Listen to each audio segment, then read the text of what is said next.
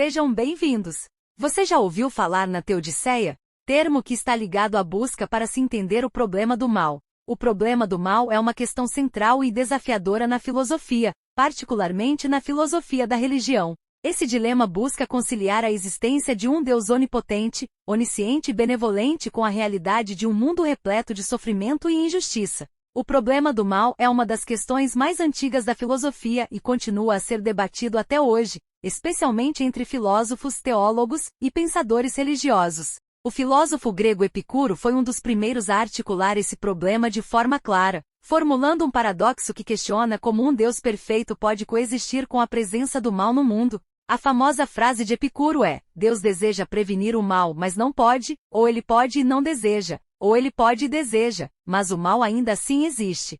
Esse paradoxo coloca em questão a natureza de Deus e a razão de sua permissão para que o mal exista. O mal pode ser dividido em duas categorias principais: o mal moral e o mal natural. O mal moral é causado pela ação humana, enquanto o mal natural se refere a desastres naturais e outros eventos que não são causados diretamente pela ação humana. A questão é: como um Deus perfeitamente bom e todo-poderoso pode permitir a existência do mal, especialmente quando ele tem o poder de eliminá-lo? Na filosofia, o problema do mal tem sido tratado de diversas maneiras ao longo dos séculos. A seguir, veremos algumas das abordagens mais comuns para esse dilema. O mal moral é o tipo de mal que surge das ações humanas. Ele é causado por escolhas de indivíduos que agem de forma injusta, cruel, egoísta ou maliciosa. Exemplos de mal moral incluem assassinato, roubo, corrupção, abuso e outras formas de crueldade e injustiça. O problema com o mal moral é que ele parece ser uma escolha consciente de agentes livres.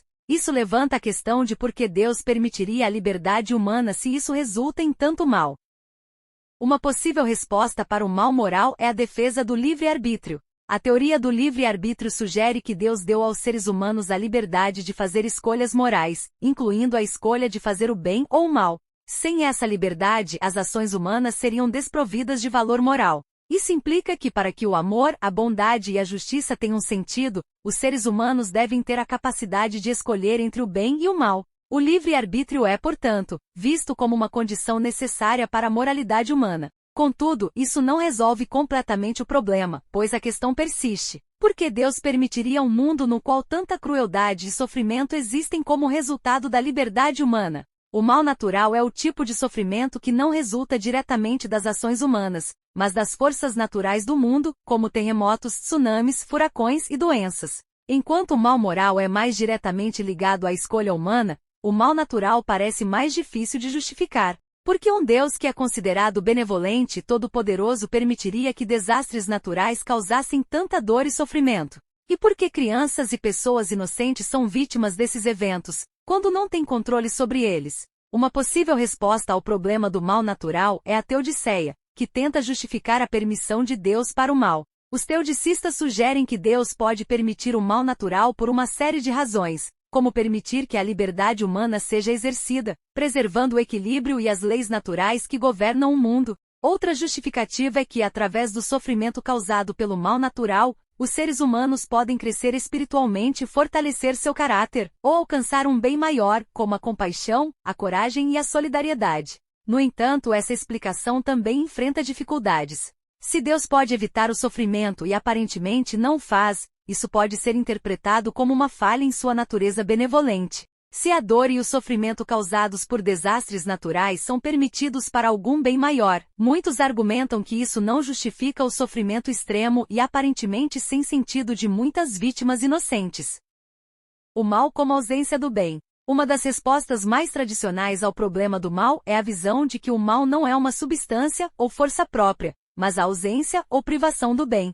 Essa teoria é associada a filósofos como Agostinho de Hipona, que argumentava que Deus criou o mundo como um lugar bom, mas a desobediência dos seres humanos ao seguir seu próprio caminho em vez do caminho divino introduziu a corrupção e a privação do bem.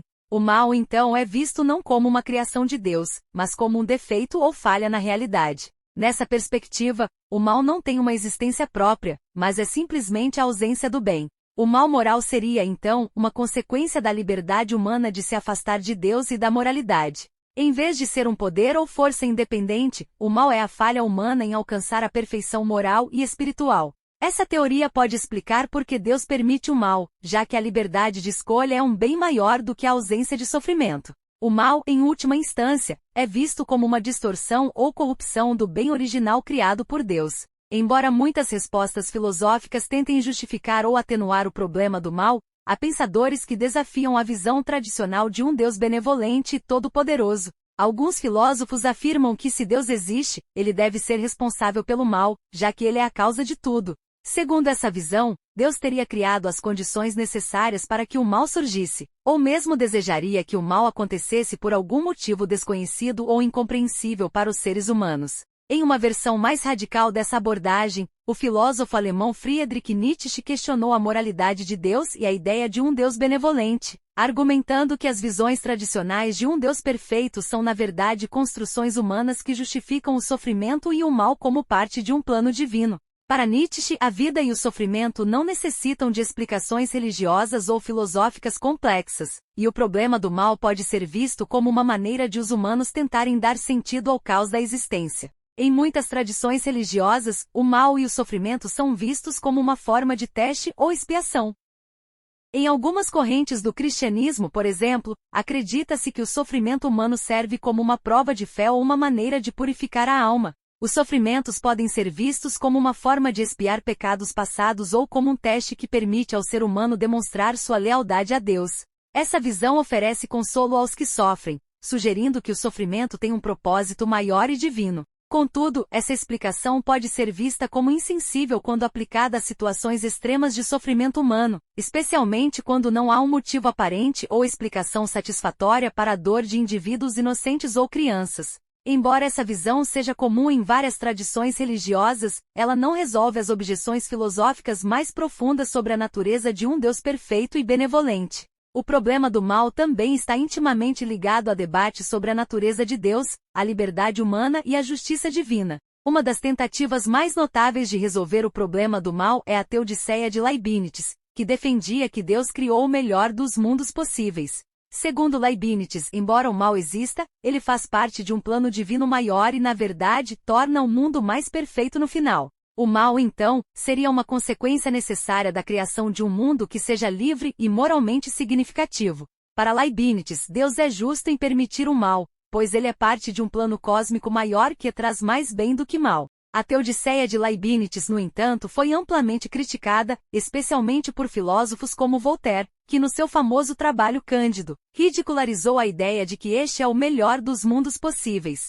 Críticos apontam que a existência de tanto sofrimento humano parece contrapor a ideia de que este é realmente o melhor mundo possível, e que a explicação de Leibniz não oferece uma resposta satisfatória para o sofrimento extremo.